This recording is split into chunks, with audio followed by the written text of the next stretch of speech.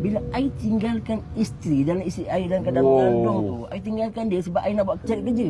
Sedangkan I bukan hidup susah pun. Faham. I gaji tak banyak sangat, tapi maksudnya cukup untuk kehidupan I lah. Sebab isteri I cikgu, I pun kerja level eksekutif masa tu. So tak adalah susah, hidup I tak ada susah sangat. Tapi sebab I nak cari lebih dari tu. Wow. Sehingga I sanggup tinggalkan isteri yang sebenarnya dia perlukan perhatian I. Betul. Lagi-lagi anak pertama. I keluar kerja pukul 6.30. Okey. Balik 5.30 balik rumah. Okey. Malam I pergi cari overtime lagi. Faham. Sebab I kata kejayaan tu adalah dengan kita jadi jutawan contohnya. So maknanya lepas kerja hakiki, ustaz buat part time lah maknanya. Ya betul. I buat part time. Rupa-rupanya I tersalah definisi masa kejayaan pula.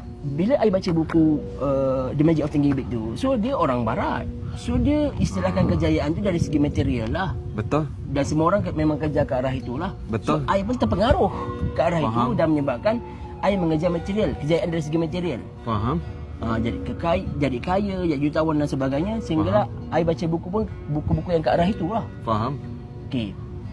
Tapi sampai satu masa bila I cuba praktikkan apa yang dicadangkan oleh buku-buku yang I baca tu, Okey. I rasa ini bukan kehidupan yang I nak.